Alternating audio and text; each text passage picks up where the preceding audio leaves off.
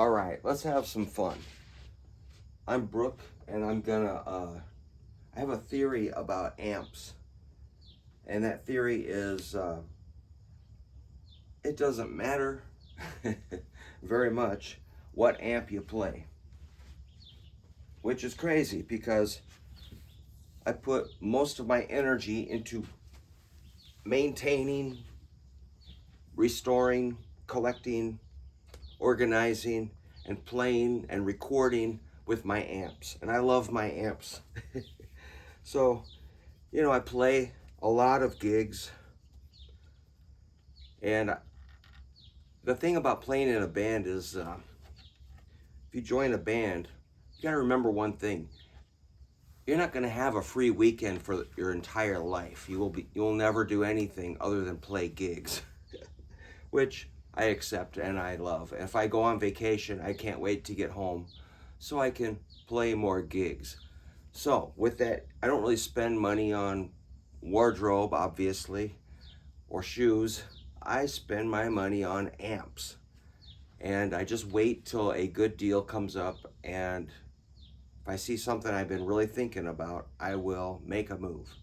So, but all these amps that I'm obsessed with, I think they sound pretty similar. And that's what I'm going to try to demonstrate. I think we'll hear differences with maybe the cabinets. Obviously, the Silverface Super Reverb will have like a scooped mid-range. The little Champ will have kind of a bigger, fatter mid-range, not a lot of highs. You know, EQ stuff. The Marshall, let's just check it out. Let's see what the Marshall's all about.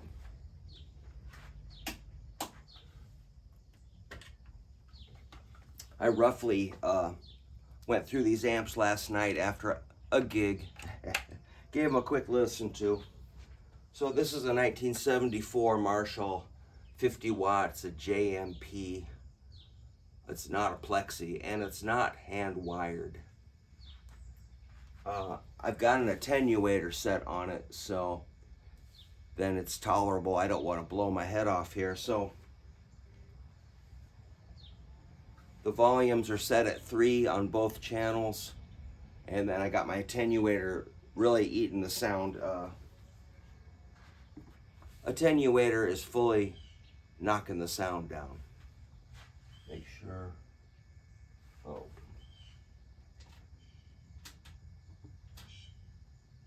All right. Well, let's just try a couple chords.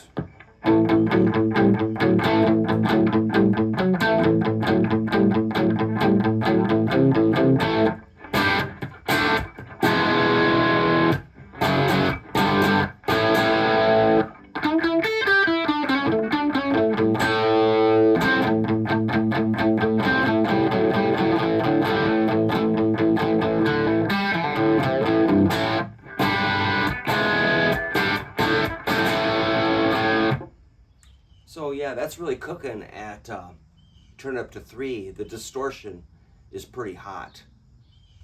But yeah, I'm keeping it kind of quiet. I don't like loud stuff. I really don't. So that's obviously distorted. Cool. This is a 1964 Vox AC30. It's called a treble. It's not a top boost. Ironically, it has less treble than a top boost.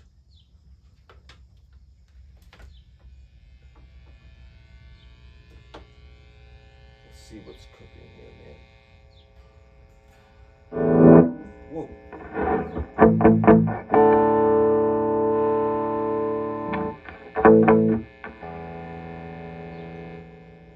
That's louder. I'm really scared of the Marshall.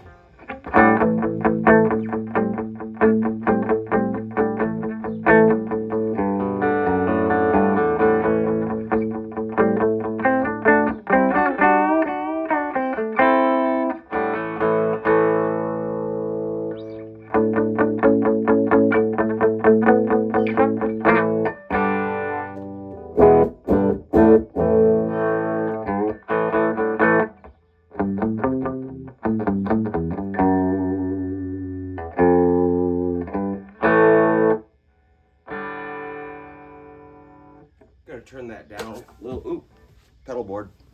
Turn that down a little bit. Pretty clean. Just sounds very generic, you know, there's no real flavor in that. It's just kind of a boring, clean sound. I suppose when you crank it, it will start to roar. I don't really have that set for an attenuator, but it's still, there's nothing really that exciting about a clean AC30.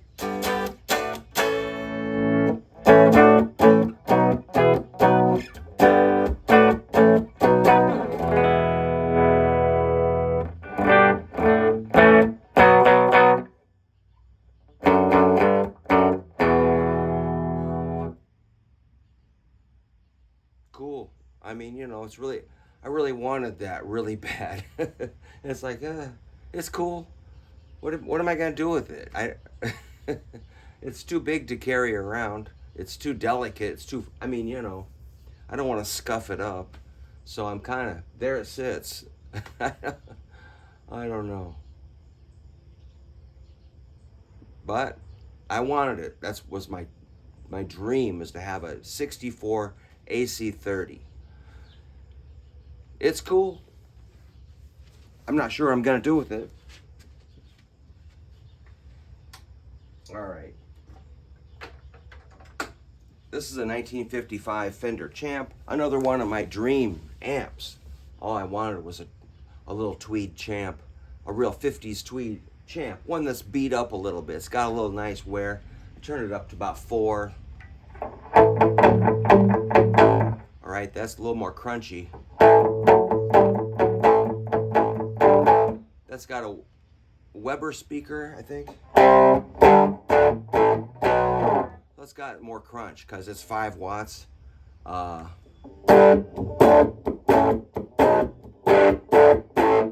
Cool.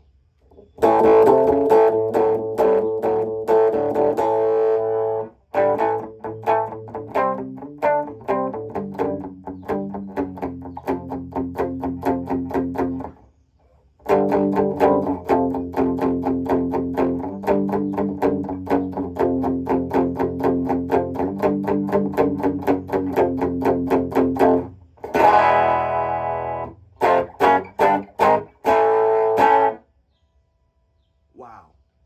That's exactly what I want. So, that's got a little small speaker, 5-inch. I don't know what it is, but again, I think the small cabinet makes it sound, you know, that's mid-range. Next to it is a champ I had built from a kit. I had my wonderful amp repair buddy do it for me, and my cabinet guy made the cabinet. So that's a champ. But why is it bigger than the... I don't know.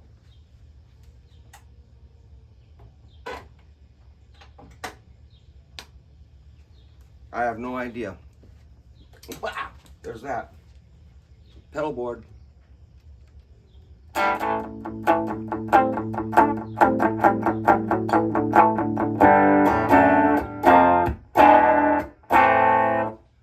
So that's got, you know, a little less overdrive, a little more treble and full range, I think. But still, it's got that crummy tweed sound that we all love.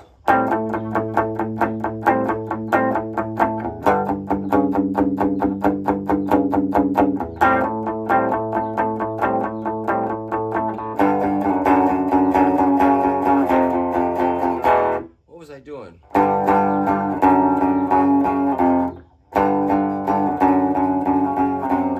I don't know. I was doing something cool there. That sounds pretty good. It's just, you know, on the verge of breaking up. Not too bright, not too bassy, plenty of mid-range. It sounds a little more like big and open. I kind of like the crappy 55, that kind of smooshed, compressed sound. Well, let's check out the super reverb. Of course, that's going to have reverb, and it's super. So that's got 4 10-inch speakers, 40 watts. The Fender 6L6 circuit, kind of like a basement, only it's 4 ohm or is it 2 ohm?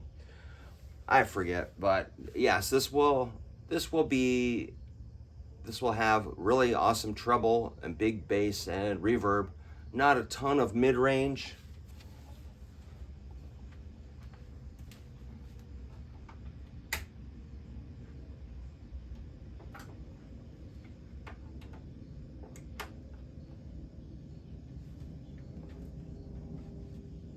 I always set the EQ pretty much on 5. You don't want to take chances. Keep it 5, you know. Oh yeah.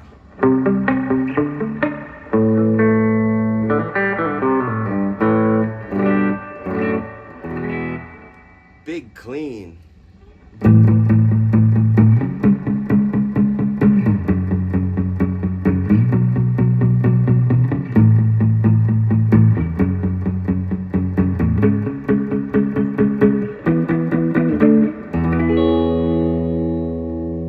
Lovely.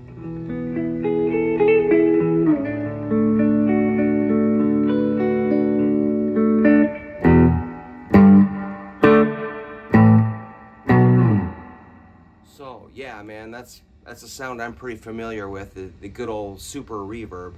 I traded off a Sun S100 when I was about 16, or was I 17, and got that.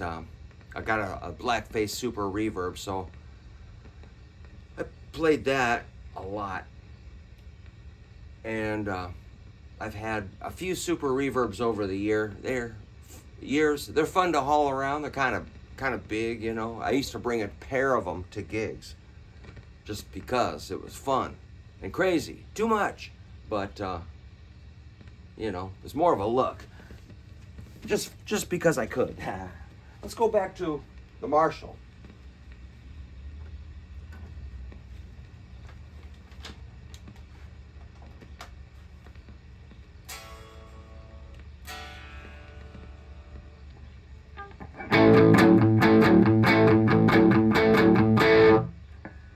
So yeah, that's obviously a British amp. It does have the speakers are vintage greenback 25 watt.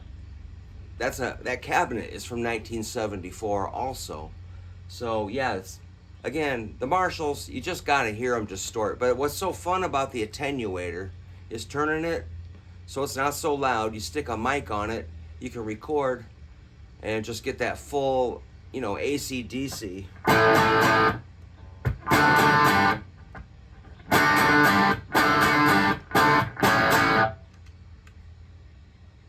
My feeling is you could get a similar sound. If we put a microphone on all these and recorded them in the studio, you could probably kind of tell them apart, but the difference would not be that big. These would all distort like that if you turned them up, but that does have kind of a distinctive sound. So I guess, you know, I've thought about selling it. It's so big. Where am I going to use it? But still, if I ever record another crunchy rock album, man, I'll be glad if that is still there. Because otherwise, you know, you can run a distortion pedal into a super reverb and get a really cool distortion, but it's just not quite that. So there are sonic differences that I like, but at the same time, they're pretty minuscule. It's on the fence. Let's try the Vox again.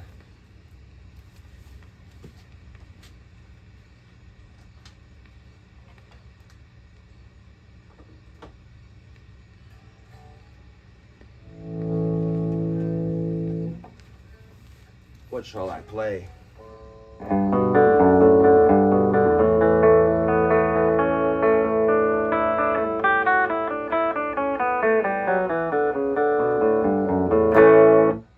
I'm scared to turn that up. It would it would roar. I probably need to get a mod in there where I can stick an attenuator in there, and you know, I just need to get the speaker cable and a jack so I can plug a output to an external cabinet, or insert an attenuator so I can hear it cranked up and not be so scared of blowing my ears out. But I do hate loud stuff.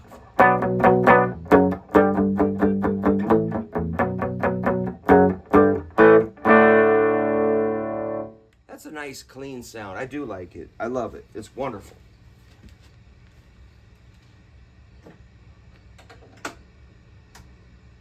We'll check that little 55 out one more time just for thrills.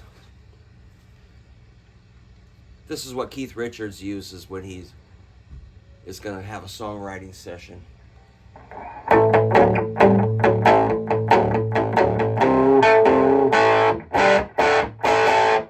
Ooh. Nice crunch. All right, let's check out that clone amp one more time.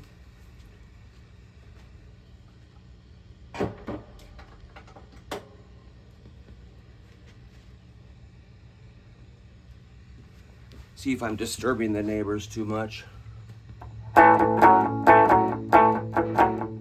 Cleaner sound because it's not turned up.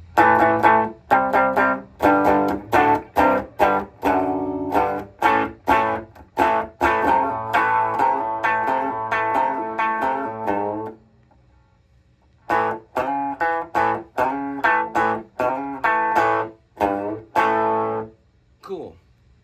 All right, yeah. Sounds like an amp.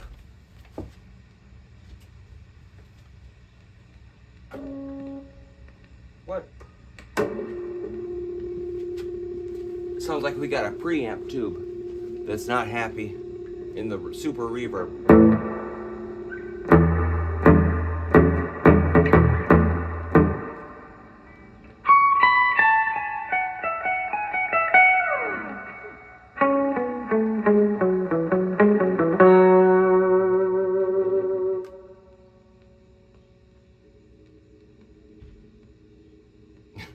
Making some sound. All right, well, that's what they sound like. I was thinking of bringing out a 57 Deluxe, but again, it would just be kind of like it'd be like the Champ, only cleaner, or it would have a little more high end and bass probably because it's got a 12-inch speaker.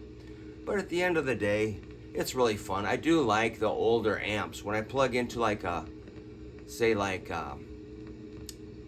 what are those, like those little digital amps, small things, or like a pod amp or something, I'm just like, oh brother.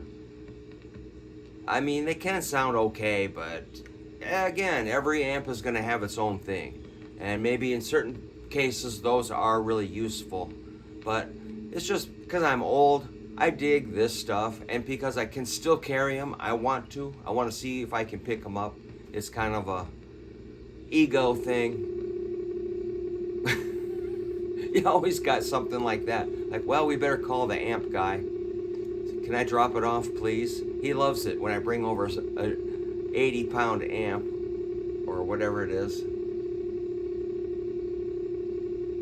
That's what I always got to be fixing, or taking it to my guy. And that's part of the fun for me, is just to get them, make sure they're all working perfectly at all times in case I need it, which I rarely do, because normally when I play a gig, I'm going to bring a deluxe reverb, or a Princeton, maybe a Champ. I brought those 2 Champs out last night to a gig and just ran those. Plenty loud for a ballroom. So these are way overkill for everything, as far as stage volume. Unless you've got a pretty loud drummer, you're gonna need, something to get past the drums, which is Princeton reverb, often not quite loud enough for a bigger room with drums.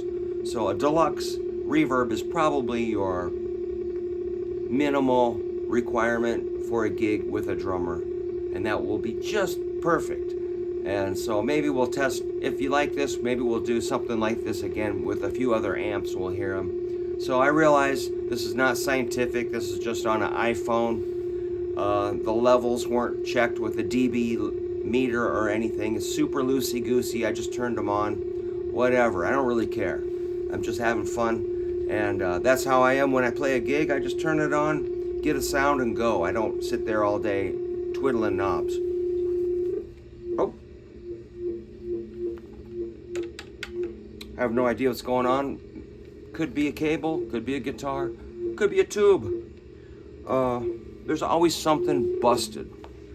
But I like to play gigs, so again, be careful about joining a band, because you'll never do anything else, because it's really fun, but it kind of eats you alive. All right, this is Brook saying thanks for stopping by, checking out my annoying videos. Okay, see ya.